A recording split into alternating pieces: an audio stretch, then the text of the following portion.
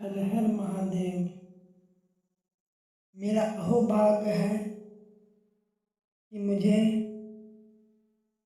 शिव कथा महापुराण सुनाने का सौभाग्य प्राप्त हुआ। ये प्रथम खंड है रुद्र संहिता। पुरातन काल की कथा है कि शिव श्री वेद व्यास जी महाराज के शिष्य एवं परम पौराणिक श्री सूत जी महाराज श्री गंगा जी और कालिंदी के संगम स्थल पर श्री शंकर भगवान की नगरी में त्रिभुवनपति श्री शिव जी की घोर तपस्या में लीन थे।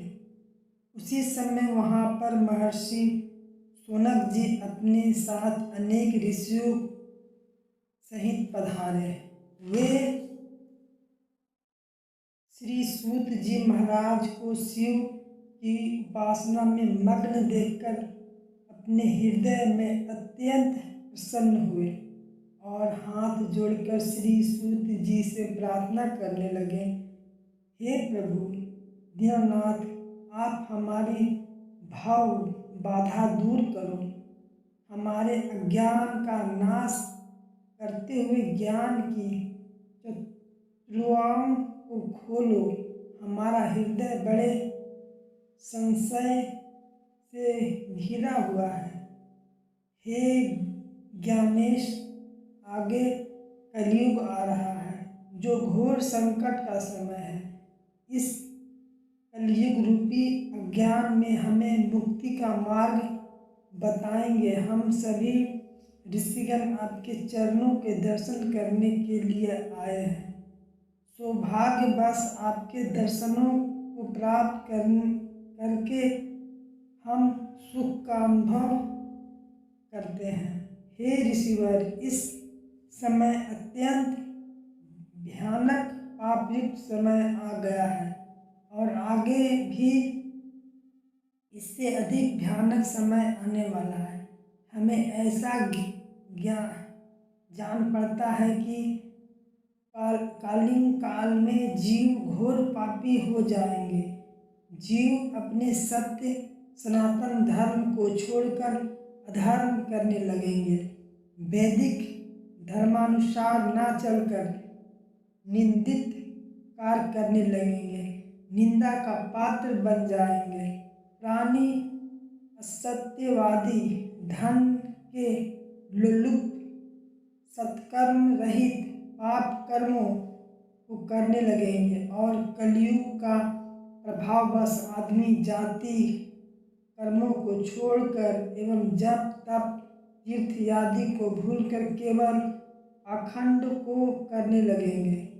उनसे यम नियम तथा संयम कुछ भी न हो सकेगा। आज्ञा अनुसार होकर इंद्रियों के दास बनकर व्यभिचार आदि कुकर्मों में पड़कर पापमय जीवन व्यक्त करने लगेगा। सत्य को त्याग कर धर्म को छोड़कर असत्य को ग्रहण करेंगे। सारी वर्ण व्यवस्था अस्त व्यस्त हो जाएगा। ब्राह्मण अपने कर्मों को छोड़कर क्षत्रिय, वैश्य और शूद्रों के कर्मों को करने लगेंगे। इसी प्रकार क्षत्रिय वैश्य भी अपने जाति कर्मों को छोड़कर अपने जाति कर्तव्य को भुला देंगे। ब्राह्मण वैश्य क्षत्रिय, ब्राह्मण शूद्र वैश्य क्षत्रिय बनने का दावा करेंगे। कहने का तात्पर्य यह है कि सभी वर्ण अपने जातीय कर्मों के विमुख होकर अधर्म आचरण को अपना लेंगे और घोर पाप कमाने लगेंगे। देवगुरु काम, क्रोध और अहंकार में फंसकर इस पाप रूपी अथाह सागर में डूब जाएंगे। शूद्र यज्ञोपवी धारण करके और ब्राह्मण कहलाएंगे। इस प्रकार पाप तप से पीड़ित होकर अपनी वायु को कम कर लेंगे। शूद्र मंदिरों में घुसने का प्रयत्न करेंगे। ब्राह्मण वैश्य मांस मंदिरा का पान करने लगेंगे। क्षत्रिय वैश्यगामी कुसंगी और भ्रष्टाचारी होंगे। स्त्रियां अपने पुरुषों को छोड़कर पर पुरुष तथा पुरुष अपनी स्त्रियों को छोड़कर अन्य स्त्रियों का कामनावश पाप की भागी होंगे। वेश्याएं सत्यवती नारी बनने की दावा करेंगे तथा सती स्त्रियां ललाछत युक्त हो जाएंगी। पिता पुत्र माँ बेटी गुरु शिष्य का निरादर करने लगेंगे। जब तब शील बिल्कुल नष्ट हो जाएगा।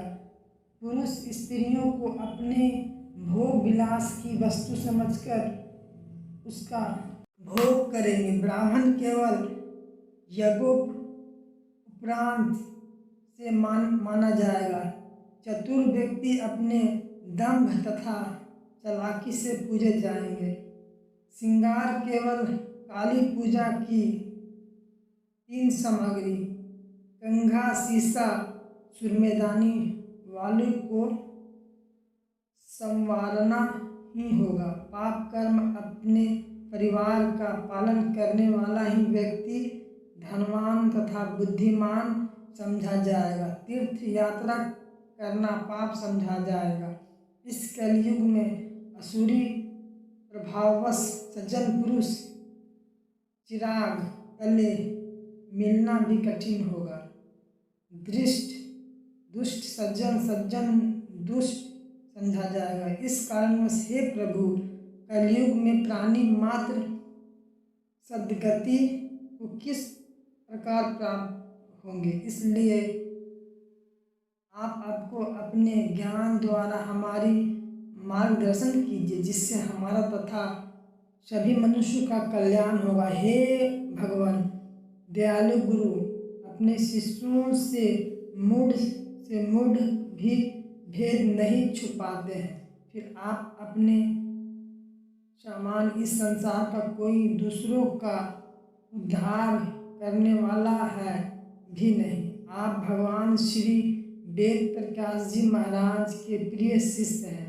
आपने उनसे सारी वेद पुराणों के सार को ग्रहण किया है। सो हे ज्ञानेश हमारे इस अज्ञान रूपी अंधकार को दूर करके इस आने वाले कलयुग में पापमय समय से बचने के उपाय को समझाकर हमें मुक्ति के सद्मार्ग को बताएंगे जिससे हम सभी जीव का कल्याण होंगे।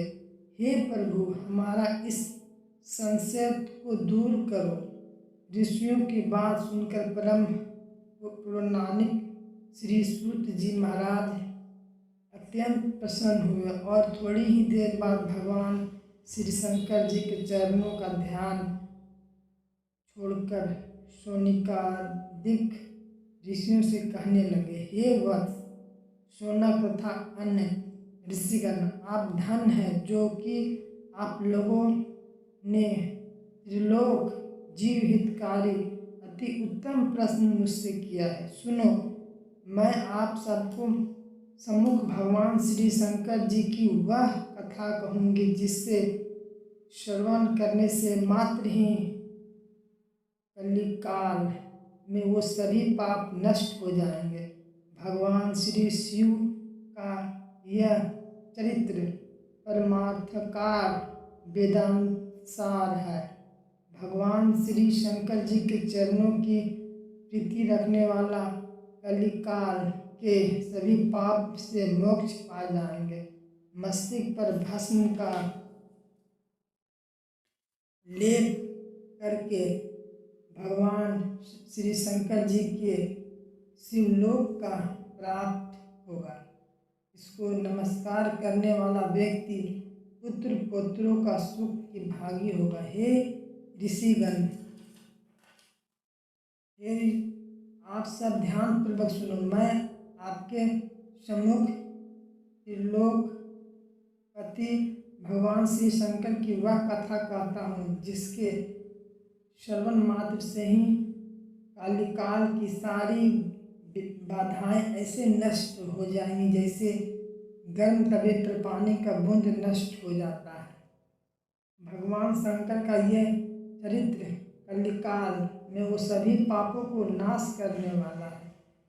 भगवान शिव जी के चरणों में प्रेम करने वाले इस भूखंड में अनेकों पापों से मुक्त पाकर मोक्ष आ जाता है।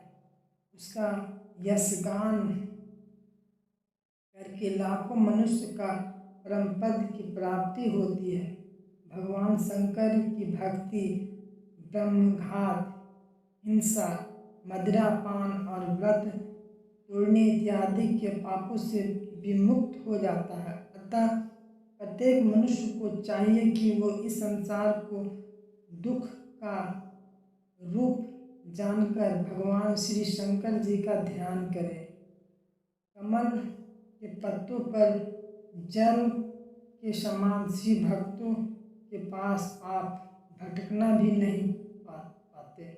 शौनक इत्यादि ऋषियों परम प्रणानिक श्री सूत जी महाराज ने ऐसे वचन सुनकर हाथ जोड़कर बैठ गए और ऋषि गणों भी। और शौनक जी ने प्रश्न किया, हे भगवान, श्री शिव जी महाराज निर्गुण रूप कैसे हैं?